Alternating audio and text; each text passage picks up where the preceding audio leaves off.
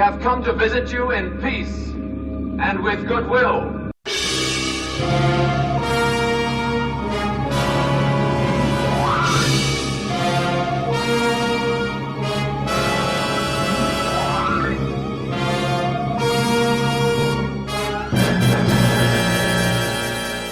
Hi, everyone, and welcome to Earth vs. Soup, episode 43. I'm Aaron Pollyea. And I'm Darlene. And we're talking about another John Agar movie. Journey to the Seventh Planet.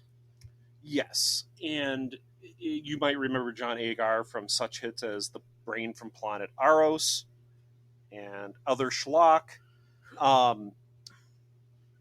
This is another one of these movies where John Agar is... Would you say he's the star in this? I don't know if he gets top billing or not. He gets the top billing, Yeah, he does. But the person that is in command is a character called Eric.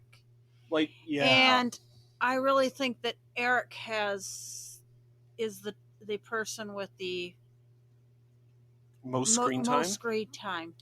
Yeah, so let's go over the plot first, because I think this movie, I think we're both a little kind of torn on it, whether we liked it or not. I think you are edging more towards not liking it. And I don't like it.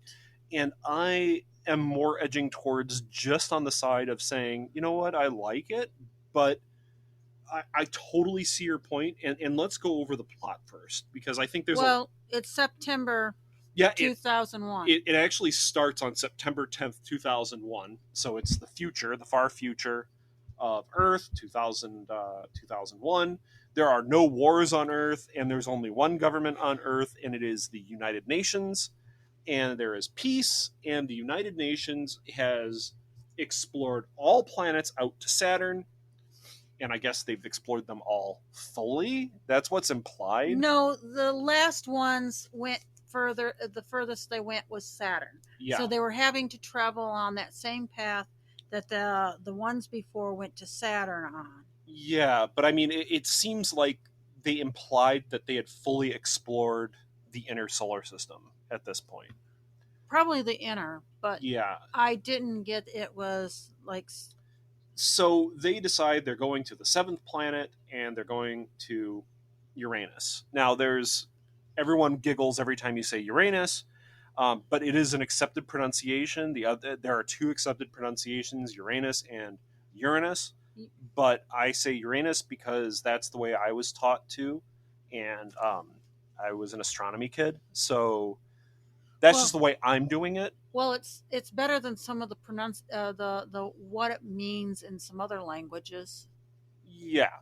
So just so we know, let's get the giggles out of the way now, I guess. Yes.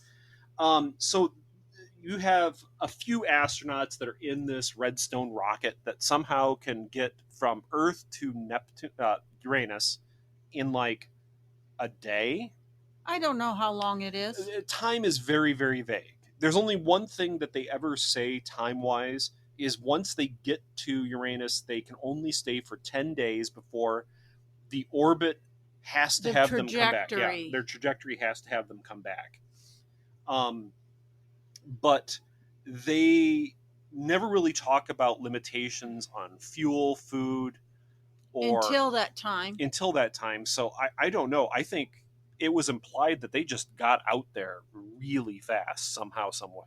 Anyway.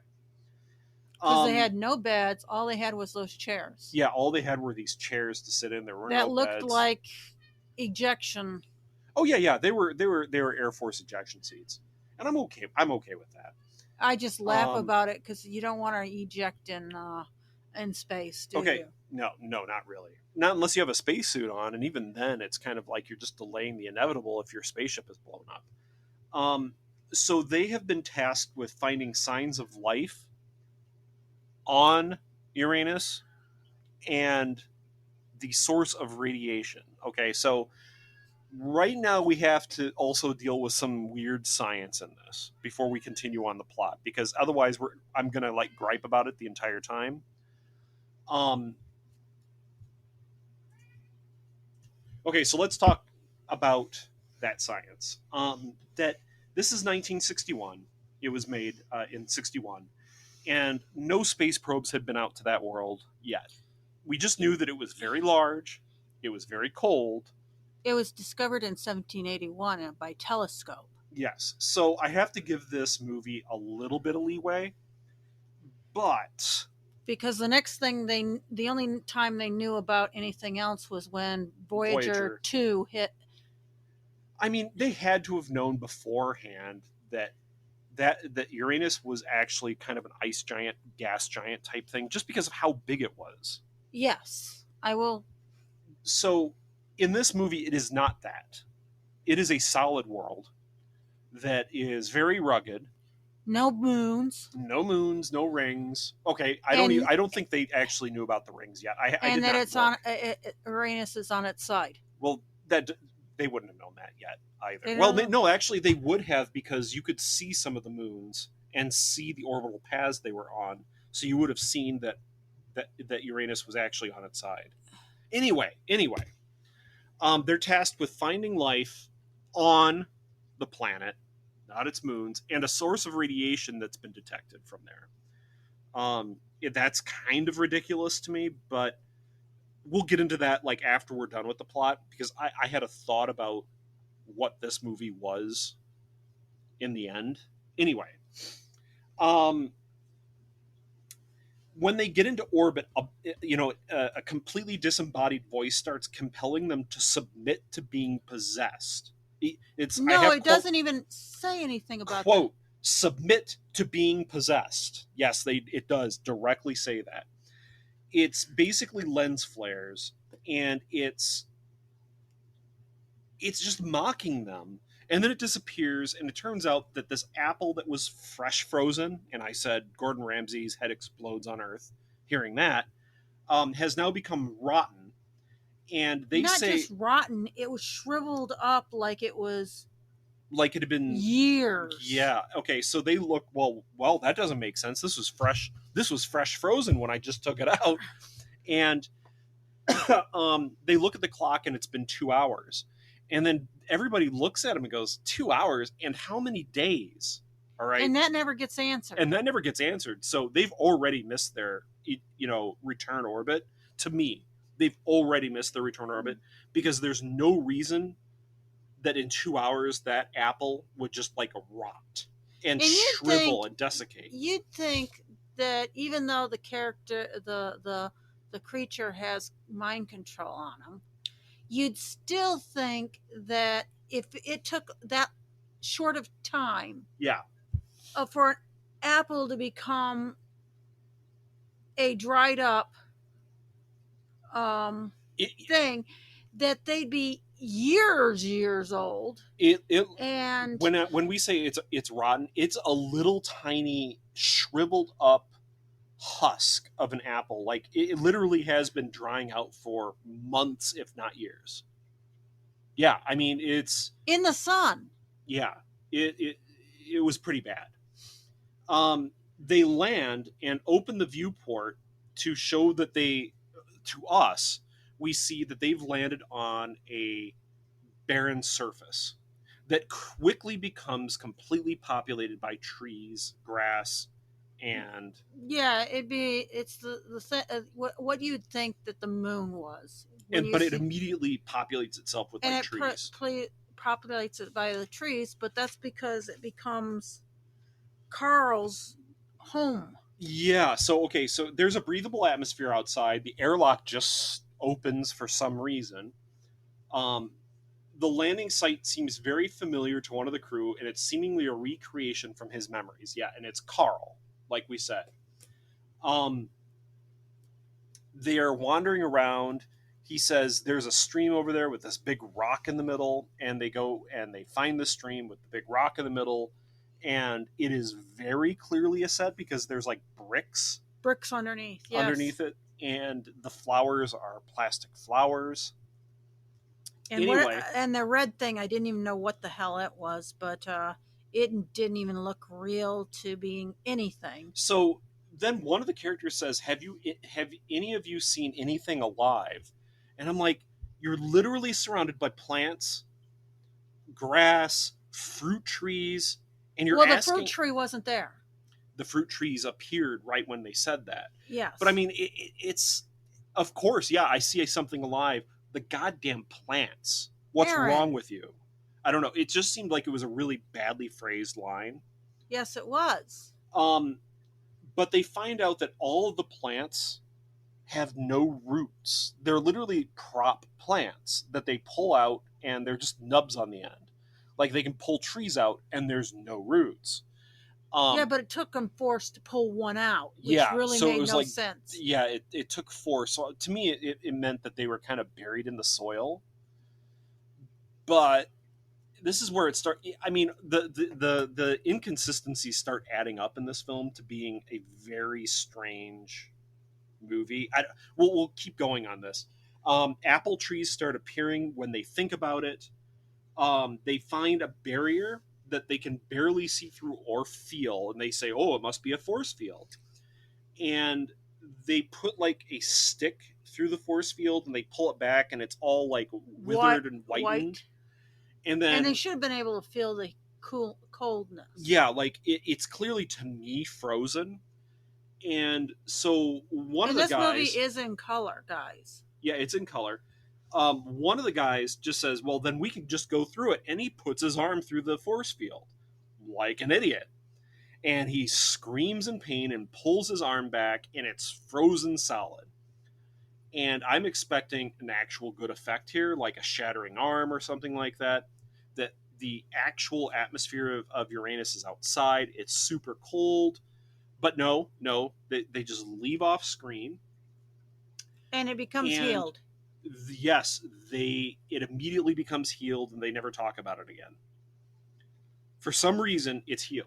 All right, so they come to the conclusion that this must all be something like images from their mind, because this is a recreation of what's his name's childhood forest they used to hang out in. Carl. Okay. But then Don is giving... when they're sitting down... It's not Don, that's Commander Eric. Oh, that's Commander Eric. Eric sits down, and they're all sitting... at a campfire. And he tells a story, and this is where I'm like, oh, God, you can't do... matte painting bad. Yeah, okay, so there's matte paintings in this film that are actually good, but they're poorly used. And he's sitting in front of this matte painting telling the story, and you can tell it's like literally right behind him, because the way the light is on the matte painting and him, the shadow of him is right on the matte painting. And if he moves in a certain way, you can tell that he's like inches from this matte painting. And he starts describing this barn and this house and these birch trees. That windmill. Yeah, and they just appear on the matte painting behind him. And everyone starts freaking out, and they finally get him to stop, and they point to these buildings that have just appeared. And he's like, oh my God, well, this is this village that I remember from my time in Germany. And there was this beautiful goddess named what? What was it, Greta? No, it was Ingrid. Ingrid? This beautiful goddess named Ingrid. So they go to investigate these buildings, and they go...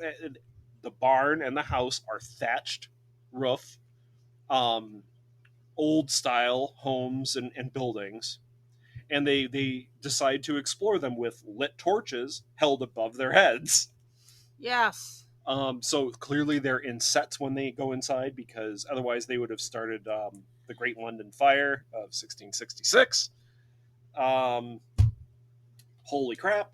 So they're inside, and then a woman appears, and the men call her Ingrid, and she's dressed in white, and she's gorgeous, and Ingrid is played by an actress named Anne Smirner. And all these women is set dressings. Oh yeah, this is what we discussed. I really did not like the character Don, which is played by John Agar, because he just does that charming smile.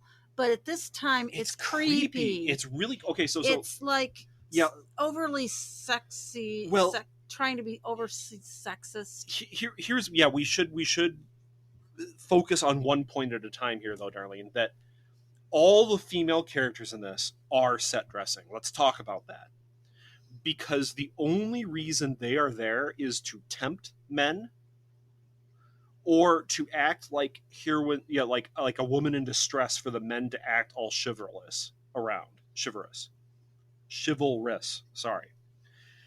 They are completely worthless parts that I hope they got paid. I mean, at the very least, they must have gotten paid for this. And it wasn't that difficult for them to do because all they had to do was like look good. It's a little insulting, yeah. If I was in 72 and had to walk on 61, and I had to walk on stage in that lingerie, it was definitely underwear. Oh yeah, it was. I would have made them pay me a lot more than they probably paid her. Yes, I'm not defending this movie on this because it is incredibly sexist, and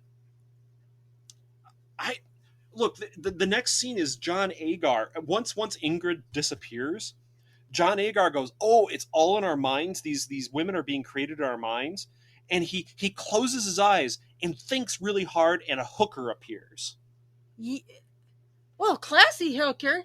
What the crap kind of outfit was that? It was like a can dresser. No, not a can. And then so I wrote down that I thought she looked like a hooker, like that she was dressed in a very revealing way, and she was acting very forward to him because that's what he imagined. And then she leaves smirking at the camera, and then he closes his eyes and thinks really hard again, and another woman appears. That's you went from Lisa to Greta. And Greta starts flirting with him.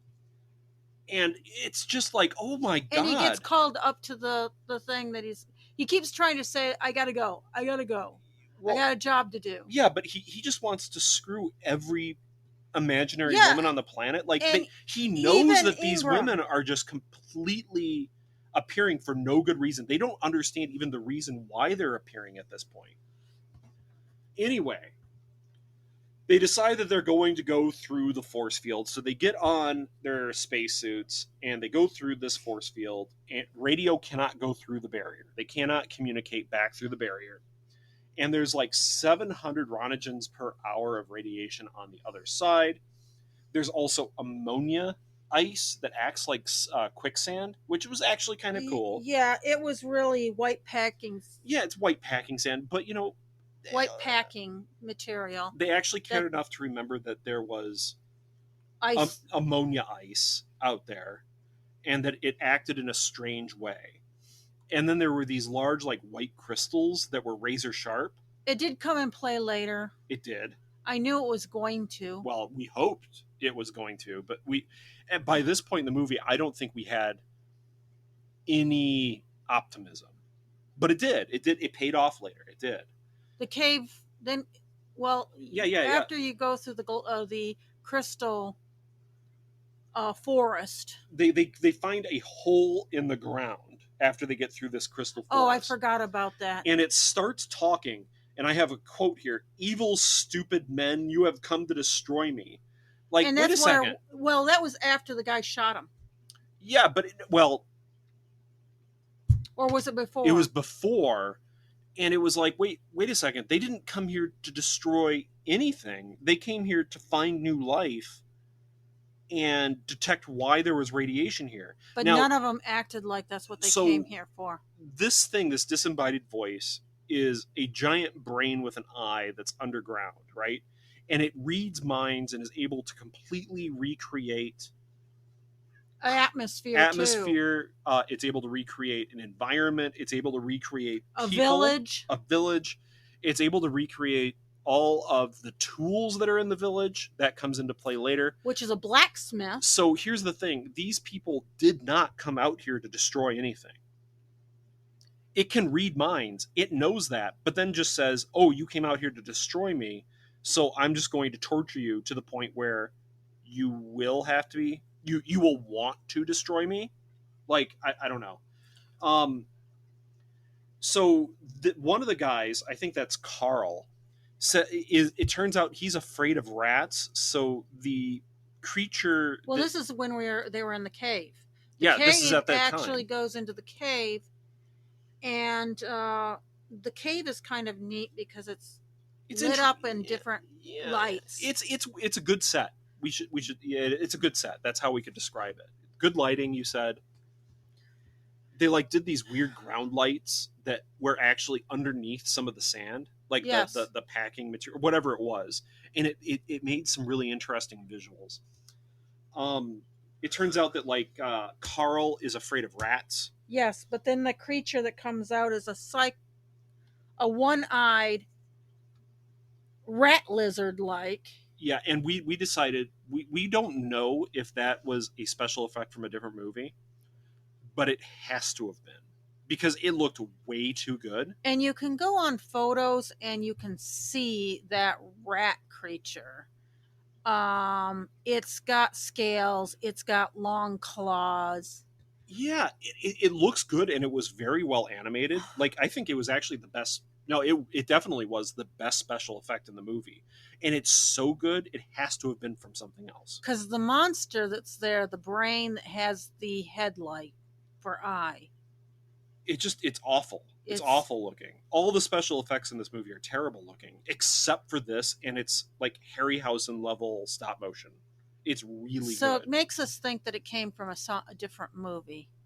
But we don't know offhand what that is. So yeah, there's that, and it turns out that this one guy, like I said, was afraid of rats, and that's why this came up. But the next creature that comes up is a tarantula. Yeah, but that's later on. A giant tarantula. Eric ends up going back and questioning Ingrid at the village, and Ingrid tells him. Now remember, Ingrid is a creation of this intelligence. Yes. And Ingrid basically gives up the game to this guy, saying that there's this alien intelligence that will now not let them go, and that he will destroy them. And she feels really bad about it. They all go back into the mountain, and they finally find this alien, and it's a big flashing eye that is in a brain, and the eye is a car headlight. Literally. A car headlight, yeah. The radiation pulses are timed with the pulsing of the eye, and they have to. They come to the conclusion now that they have to destroy it in order to get away. But honestly, they could just go back to the rocket and launch and leave. Then a tarantula appears, and they start shooting it. They kill it, and it goes from stock footage of a tarantula to a really bad miniature of a tarantula that's filled with chocolate goo. It wasn't just. It reminded me of one of those old times you used to be able to make these. If you had the mold, you could make these candies that had this gummy-like feeling that would squirt out. Yeah. For Halloween. Yeah. And that's what it. That's what it looked like. That's what it looked like. Okay. Because it even gooed out the guts that would have been, inside one of those candies. So they kill this tarantula, and they say, oops, now we have to go back to the ship because our oxygen's running low. Eric ends up slicing his suit and loses a whole bunch of oxygen. That's a good point that you had of science. Yeah, I'm like, oh, well, yeah, that he's bleeding, and they're like, no, we can't stop the bleeding. Let him bleed so it actually seals the cut in the suit because the blood will freeze. And I'm like, that makes complete sense. For some reason, they got something right here. That's actually pretty cool. It then goes into wobbly vision, and it turns out that he wakes up back in the village with Ingrid. No, he was on the ship. The other guys were in the village. Oh, yeah, that's right. He's on the ship with Ingrid. And then all the guys are making out and feeling up the fake women in the village. And I didn't even pay attention. Was Don with 2 or 1? Oh, Don, I don't remember. I was madly writing the fact that all of these guys know that these women are complete fabrications by the alien intelligence that's trying to kill them. And let me interrupt here with the plot. I had to write down the names, and Aaron keeps asking me who is what. But we have the Irish guy that wasn't he was trying to do an Irish accent, but he didn't do it really well. No. And I laugh about Carl because he's speaking and he's supposed to be a West German, and he's speaking with a very softer than German consonants. He sounded Dutch to me. And he sounded Dutch to me, and now, I think he was. It doesn't mean he is, but and it doesn't say on his Internet Movie Database. But this thing was filmed in Denmark and the U.S. So my bet is Danish, but I don't know. So Eric Peter Munch. Eric just starts yelling at all the guys to get back here, stop making out with women that are trying to kill us. Yes, what the hell's wrong with you? Yeah, I know. I mean, it's like one of the few times they're all making sense. But then again, I got to kick him in the butt at the end of it. So here's the thing, and this is where I had to stop the movie, and wait a second. The alien can read minds, and you're planning to openly destroy it using tools that it made in a village that it made with the help of the women that are under its control and it made. Well, no, it wasn't with the help of the women. They were all there watching. No, the women interrupted, and that's how they got rid of the... Yes, because now the women just completely sabotaged the thing. So they ended up deciding that they were going to try to kill it with this oxygen acetylene gun. Yeah. And that they used like the forge in the village to build like this weird contraption that would use... Yeah, it was a gun, basically. But they still used the oxygen from... the rocket fuel. Yeah, so which meant that they didn't get where they were going. So the girls back home anyway. The girls distract the guys, and they grab the gun and make it disappear, and then replace it with a completely imaginary gun. So wait a second, you used all these tools, imaginary tools, to build a real gun. I don't know. The inconsistency. It starts getting really weird, guys.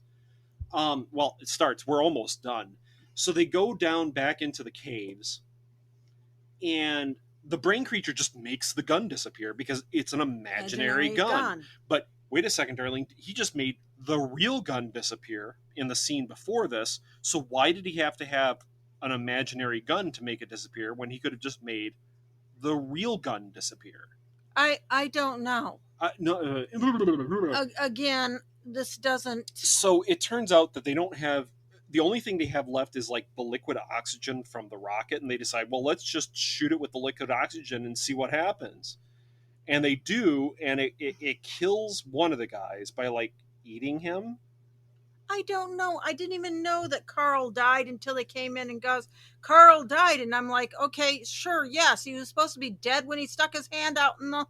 Like an idiot. Like an idiot through the force field. So they freeze it and then shoot it with their guns, and it like just explodes into pieces.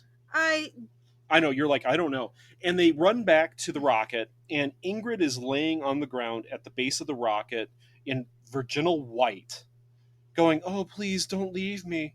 Don't leave me. And the person that was yelling at them about having their sex in the village, Commander Eric, picks her up. Yeah, and says, I'm not going to leave her. And, you know, she's a completely imaginary being. He knows it. And he knows it, and it's a construct of the evil intelligence.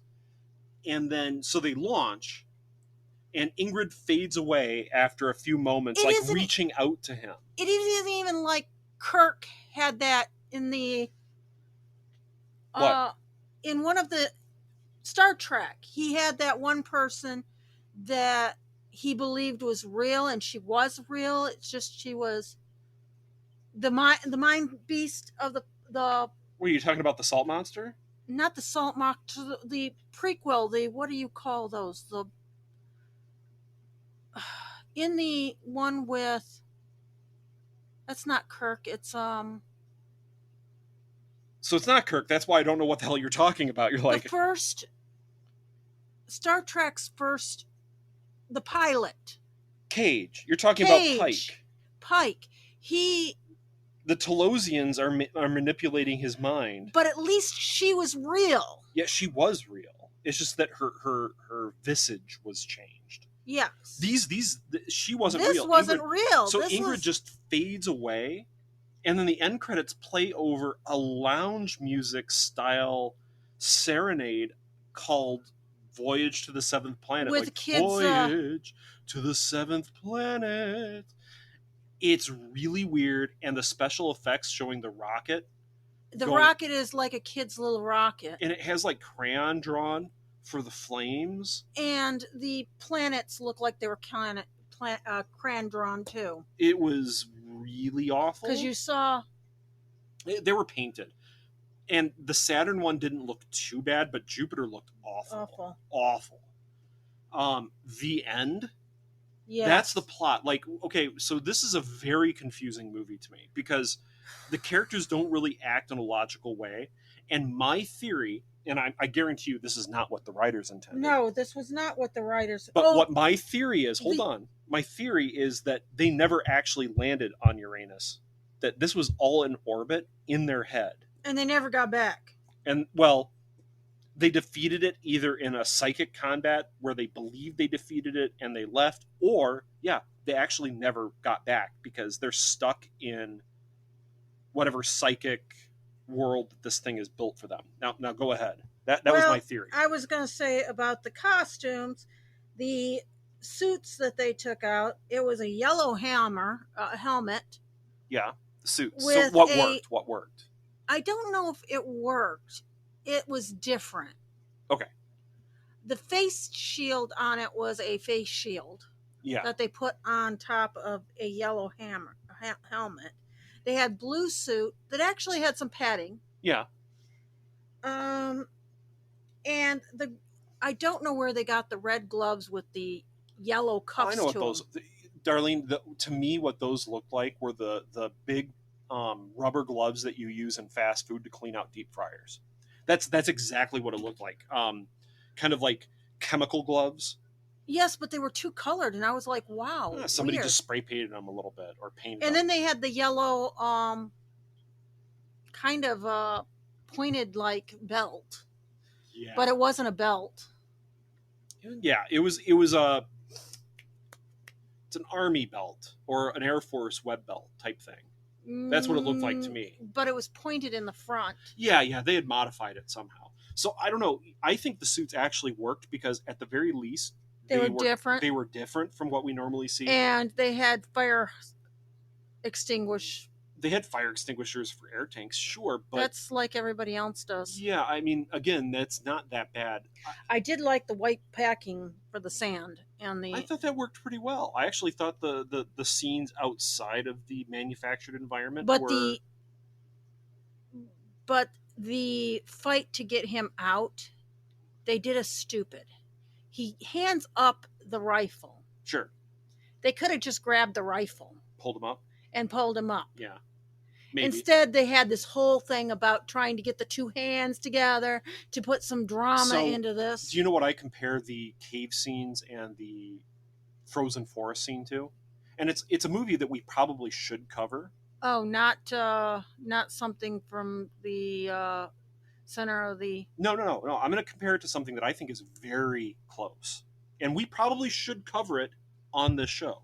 Okay, what? The Peter Cushing Dalek movie.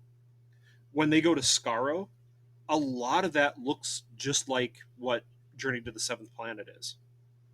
Like the petrified forest of Skaro after the nuclear war. It looked a lot there. Okay, I won't say it was a perfect one for one, but there's similarities, like in the weird lighting, the kind of skeletonized trees, the weird powdery soil. I'm not saying I think the Dalek movie was actually better, better. The Dalek movie was nothing more than in a doggone where Sky. You make a joke about No. The movie was not in a quarry. Oh. The movie was on sets for the most part. Anyway. It's the TV show. Does this work? What works in this movie? I think we've already discussed it. It was I think the we suits thought worked. the suits were different enough to be okay. The sand was the Ammonia ice. Yep, was pretty. Snow was pretty interesting. The glass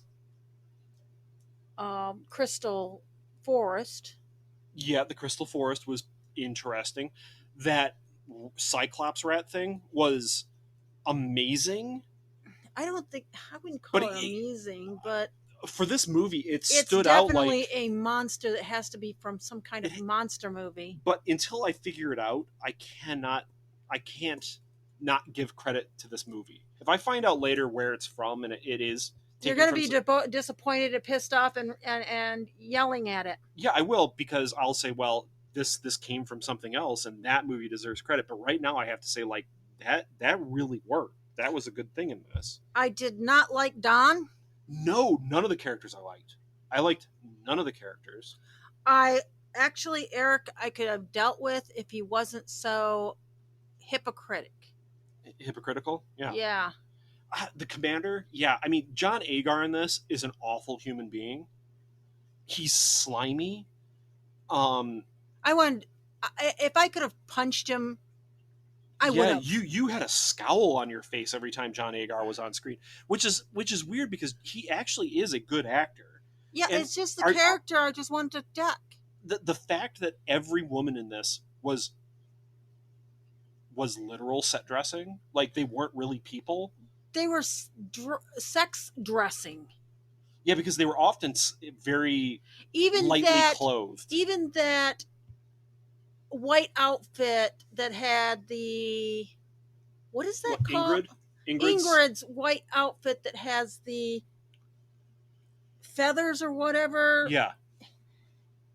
It was like a fur collar or something. It was still kind of, ooh, that's a little revealing, and it's meant to titillate. Like, yes, the skinny waist. And obviously when she has like the black lingerie teddy on. That isn't her. Okay. That's the other one. I'm just saying there's another woman. There's the Is it Ursula that has that? Lisa is the first one that appears in that black dancer's outfit. Yeah. That's black with the fuzzy butt. Yeah. The ruffled butt. That looks like a swimsuit with a ruffled butt. That's the one that John Agar thought of first, that I said, ooh, she's a hooker? Yes. Okay. And then the next one is Greta that appears. Maybe it's Greta that is... The only one that didn't look so sexist was Carl's girl. But they did still make it off the shoulder. They were all sleazy. It was very sleazy because they purposely imagined these women, and they were just using them, knowing that they were creations of this alien intelligence that was trying to kill them. As a person that creates costumes, I noticed that one of them didn't fit their outfit. Yeah, so they might have So where the breast was, yeah, it actually rippled. Yeah, and it didn't fit right. It didn't fit right, so it was for a heavier... A larger chested woman. A larger chested woman. Now, with all that being said, the women did look good, but the point was that they looked good and that they were only there to be looked at, which was awful. Yes, and the character Don, all he wanted to do was look and make out. I said, yes. You're just feeling these women up. Here's the thing, the women that are in this movie, they're all actresses that are actually decent. Like Greta Thiessen, she was in quite a bit of stuff that I can see on Internet Movie Database. Playhouse. What is that? What? You just had Playhouse here. Scrolls. Oh, it's a TV series. She was in Dragnet. Most of these are TV series. We have Anne Smirner, who was actually in Reptilicus. Well, you recognize Reptilicus. Yes. And Mimi Heinrich, who is actually a pretty big name at the time. Looks like in Reptilicus. So lots of Reptilicus connections, because Reptilicus obviously attacked Denmark. Yes. Or was it Amsterdam? I'm sorry. Was it the Netherlands? Remember the song? Oh, I can't. The monster rap. Oh, yes. I can't think of it right now. Anyway. Any last thoughts? I do not recommend this movie. I did not like the movie. I wanted to so much punch the top billing character. You wanted to punch John Agar's character, not John Agar himself, because I think he actually did an okay job. Is there anything that like a modern filmmaker can learn? Because I think there is one thing a modern filmmaker can learn. Go ahead. Lighting. You can make the worst set look at least passable with interesting lighting. As long as they don't take the village. Because that was really hilarious. They're pulling up the doggone the torches, and you can see that the sun is right. Yeah, it's a day for night shot that is very clearly day. It's day, but it's the sun is setting or coming up at the time. Because the sun is just right over their shoulders. Yeah. Their shadows are all sideways. Yeah, but the sky is like clearly blue, and it's daylight because the flames that they have on their torches aren't even really lighting them up. Like the daylight's already too strong for that. Like, but yeah, lighting. Honest to God, the lighting in the cave made those scenes at the very least slightly interesting. Yeah, even though it was the same 3 places. Yeah, I won't say this movie was good by any means. Am I going to recommend it, though? Obviously, you didn't like it that much, and you wouldn't recommend it. I don't think I would recommend it, even though I think I liked it more than you. I will say the brain creature was better than Aros's. Oh, yes. The brain creature actually had some design to it, and they actually used a sponge coral in one shot. They did a sponge coral in one shot.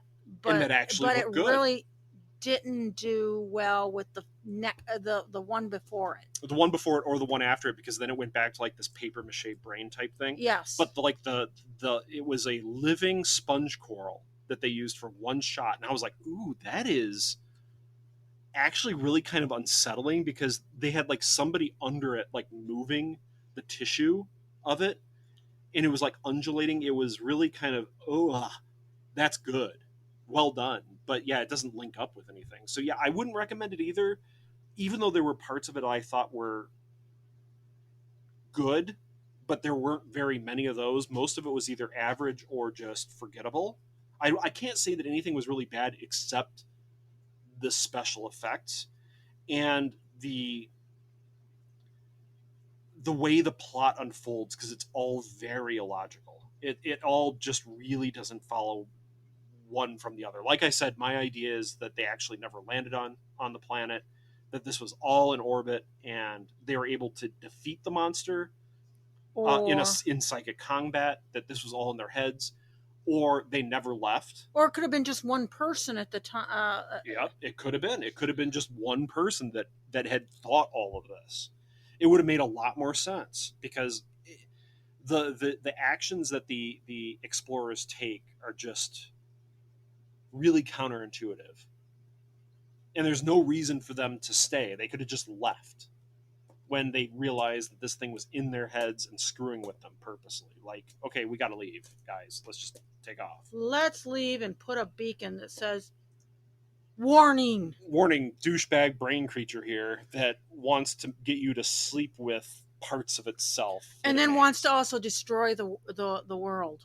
Yeah, take over and be in control of the world. So if you want to watch it, it's on Amazon Prime. It's 77 minutes long. It's going off Prime. It is. It might not be there when you listen to this, so take your chances.